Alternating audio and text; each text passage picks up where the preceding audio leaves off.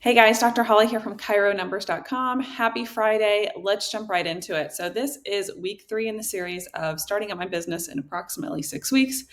So, last week I started on this graphic where I was telling you a little bit more about the timeline to licensure and choosing my name and submitting things to the Secretary of State and then in the state of North Carolina.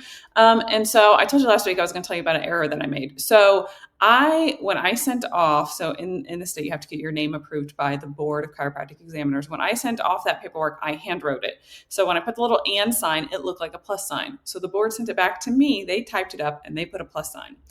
I was still kind of under the assumption that it was an and. So when I submitted everything to the state, when I typed that out, I put an and. Well, the state rejected it because it did not match the board approval exactly. So sometimes things get a little nitpicky like that, and you just got to push through. So I resubmitted everything, and then they sent it back to me, and guess what? It has the ampersand on there. It has the and on there, not the plus on there. So Azalea Chiropractic and acupuncture is now official. So that was that timeline. So while I was is sort of in process, now I have officially made that decision that this is going to be my name and my brand. I jumped on Canva. If you're not familiar with Canva, it's like my best friend. It's what I made this presentation in. You can spend a lot of time in Canva, so watch out. But they have a lot of templates on there, a lot of design things on there. And so I just found something very, very simple. White background, one little graphic, and some words down at the bottom. So I found a little graphic clip art of an azalea, which is a flower. And then I just typed out, in some fonts, played around with the fonts a little bit and found my logo. So that was it. I did not pay a big design company to go and design it. It's just not, where I am at this time in my business. That's actually, the route that we went over 10 years ago, when we were starting our first practice, and, it fit for us at the time, but it's just not something I wanted to spend money on right in this moment. I wanted to just get things done as quickly as possible. So took that logo, went ahead and started my social media accounts. Now that this name was going to be official and it was mine, it took less than a week to get the approval back from the state. So hopefully, if you're in the same scenario, you are getting at least some communication and feedback back from the state. So I went ahead and opened, my social media, and did not start the process just yet on transitioning my website because I knew that was going to take a lot more time. So very simple. Went on Instagram. Azalea Chiro was available. I don't like to make its social media names really long and complicated. So Azalea Chiro was available on Facebook. That was somehow already taken. So it's Azalea Chiro Acu. But anyways, I just started to, every time we went somewhere. So this is probably, catch us up a little bit. This is probably early to mid July.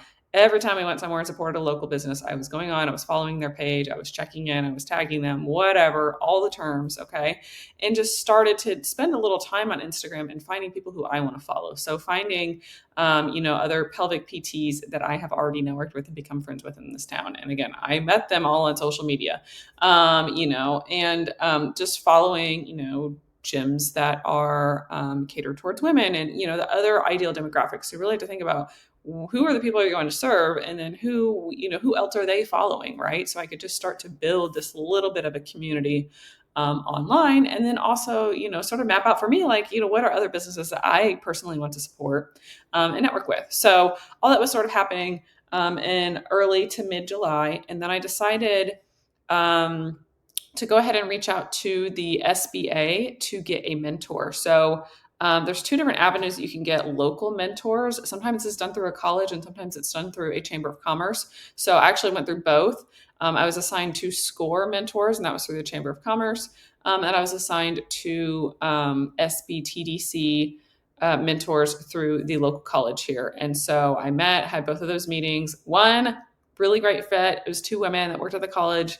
And really just had very natural conversation. They're both familiar with chiropractic. They're both familiar with Wilmington, the market, et cetera. So really had some great conversations with them, and they gave me like immediate resources that I could start to use. So they, I believe, led me down the path to connecting with a female banker that I could chat about with funding, and then also a female real estate agent. So I just kind of vibe well with women. I want to support other women businesses. So that's why, I decided to ask them for those referrals. And, those women in turn also specialize in working with women. So, it's a two-way street, right? So that got me to probably about the end of July. I reached out, did a little bit of research. I think they sent me more than one real estate agent. And so did some research and I actually found one that lived and still is licensed where I had just moved from Memphis, Tennessee. So I was like, okay, we have a connection. I'm going to contact this one and go ahead and move forward.